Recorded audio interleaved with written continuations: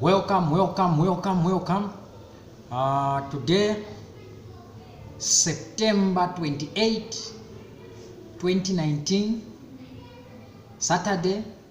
I want to thank God for the privilege and the mercies that He has shown to us so that we can continue on prophetic insight. The message for this evening is entitled Crisis in Zambia. Crisis in Zambia is the message for this evening. And we are reading from the book of Matthew chapter 24 of the book of Matthew, verse 3 all the way to verse 7. Matthew chapter 24, verse 3 all the way to verse 7. Verse 3, the Bible says, "And as he sat upon the Mount of Olives, the disciples came unto him privately, saying, Tell us, when shall these things be? What shall be the sign of thy coming and of the end of the world?" Verse 4.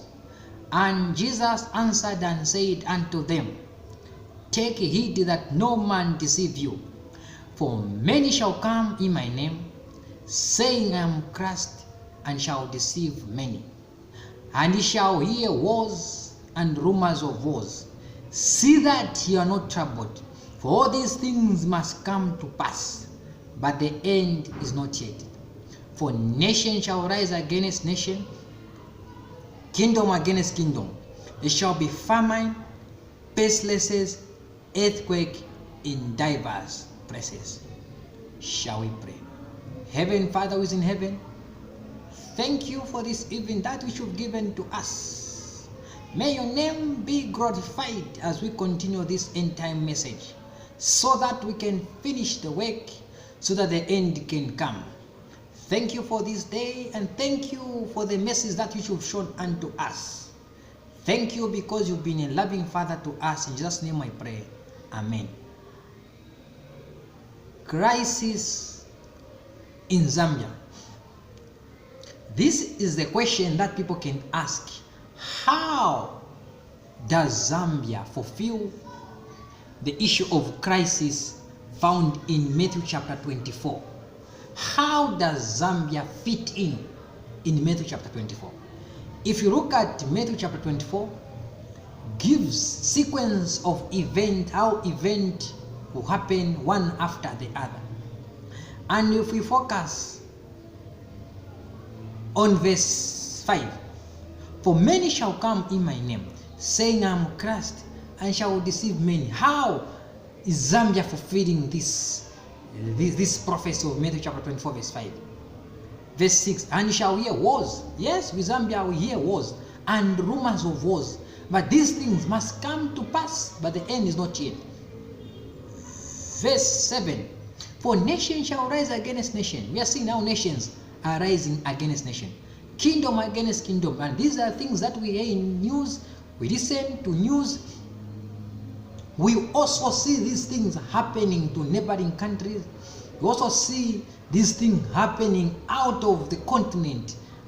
So these are things that which as Zambia we are seeing and witnessing. If we go to verse 7, the Bible says, "For nation shall rise against nation, kingdom against kingdom, and there shall be famine, pestilences, and earthquake in diverse places." Verse 8, all these things are the beginning of sorrows. Now, if you look at the situation in Zambia currently, we are experiencing climate change. Because of climate change, we are seeing famine. We are seeing increase of road shedding. We are seeing increase of stable food. On the other angle, we are also seeing the increase of fuel, which will lead to increase of most of the stable food in Zambia. Question may arise, where are we going? Where are we going?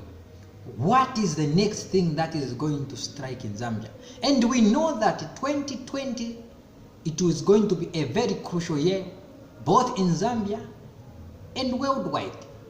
Not only that, 2021, that is when there are going to be elections in Zambia. So these are things that are coming. These are the things that are about yet to be fulfilled in Zambia. So it is very, very important to understand how Zambia fits in Matthew chapter 24.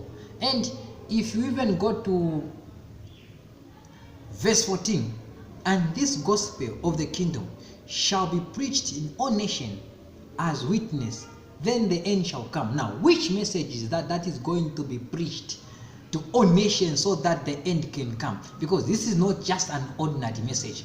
This is the message which is found in the book of Revelation. Revelation chapter 14, verse 6 all the way to verse 12. This is the end time message that is going to go to the world. How does Zambia fit in Matthew chapter 24?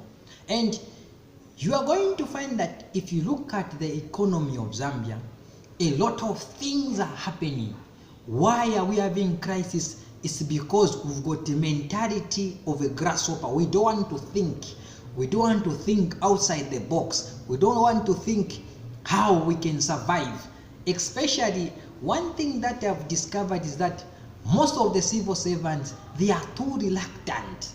They don't want to think outside the box so that they see how they can survive. All what they do is just work 8 hours to 17 hours and they knock off, they go home, then at the end of the month, they wait for the money, spend. So that is the life that which Zambians are living. Not only that, it's a situation whereby if you find someone, your friend is doing fine, selling tomatoes, because your friend is doing fine, instead of also thinking outside the box, you also want to start selling tomato. Look at how money transfers they've circulated everywhere, both MTN, Airtel, everywhere, round about Zambia, everywhere. Every Jim and Jack is just doing money transfer business. Now, that is the thing that is even making the economy to collapse. That is the reason why we are experiencing hunger, because you are going to find that instead of succeeding, we are just restricted, doing things that which we can live for our friends so that we can also invest and do different business which can make us successful. Being success, something which requires sacrifice. And not only that, if we move out of the issue of prophecy, we talk of the issue of the real world, you are going to find that here in Zambia, we are too lazy. We don't want to work. All we want is money in the pocket. How can money come in the pocket if you don't want to work? Not only that, most of us people, we live lives of being a survivor, whereby if you sell tomatoes, you sell all that tomato, sell, spend money, broke, order, sell, spend, broke.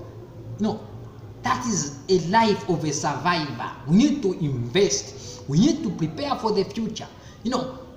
All what we do in life is just because I eat, no problem, doesn't matter. We need to think. We need to know where we are coming from, where we are, and how far to the end. Because these things that which we are experiencing in Zambia, they are going to become more frequent, more disastrous, such that people who are not working hard, they are going to find themselves having that economy which will be difficult for them to survive. As a result, they will be forced to compel, to do things that which they are not supposed to do. So these are things that we need to analyze, and we need to think, how are we going to survive? And one thing that we need to understand is also that it's not, it's not true to say a Christian should suffer. That's not biblical. Each person is given the same privilege. Just that, yes, others are born from poor families, others are born from rich families, but you can still make it. You need to just to be focused. You need to think, how am I going to make it in this Zambia? How am I going to make it in this life? So those are the things that we need to be looking at all angles. we shouldn't be focused on one thing. We have to look at all perspective. Yes, like a Christian, it's not biblical to say a Christian should suffer. No. If you suffer because you're a Christian, it means you are lazy or you are not thinking. You need to work hard. If you are given an opportunity, work. If it is at school, study hard. And if you study hard, you are going to find that you are going to make it in life. Sometimes God makes a way where there's no way. And to my own experience, I've encountered a situation whereby I was at Zikas, a school where I was not even expecting myself to be at that environment where there are rich people. I had to adapt to that kind of living. Why? Because God saw it possible for me to be there. Why? Because I used to work hard at school. That privilege, one opportunity was enough for me to be where I am. So the issue of a person suffering because of a Christian is not biblical. We need to understand to say God has given us this privilege of living so that we can make it in life, so that we can also motivate others, so that Jesus Christ can come. If you go to Ecclesiastes chapter 9,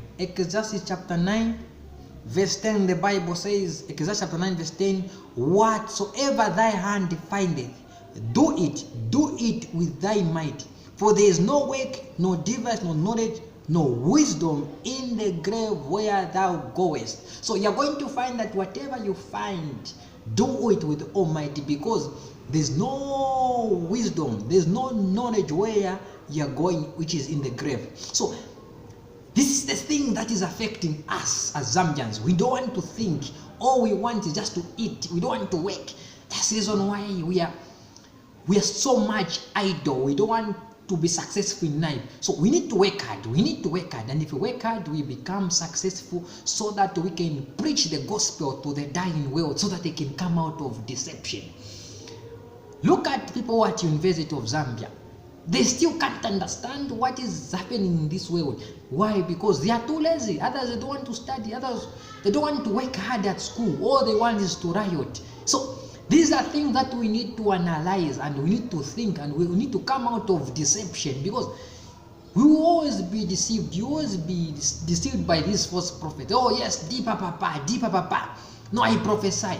Those are false prophets. So real prophets, they will tell you of the impending conflict, something that is coming, something which is on the pipeline, so that you think, you analyze all angles, so that you are able to meditate upon the word of God, so that you are able to prepare for the coming Christ. I encourage you, brothers and sisters, so that as Zambians we can work hard, because 2020 won't be a good year, and 2021, because it's 2021, you are going to see things that we should have never seen. You're going to see bloodshed. So those are things that we need to prepare. We need to work hard. We need to know how to plow. We need to know how to farm, how to invest, so that we are able to sustain our families and our relatives, so that we become productive in this economy. Yes, based on prophecy, things will get worse, but it is very, very important to understand our objectives as Christians. Join me in part B as we finish this series of crisis in Zambia. Thank you very much. I really appreciate it, because God is giving us this privilege so that we can listen to His word. Thank you very much. I love you all. Maranatha.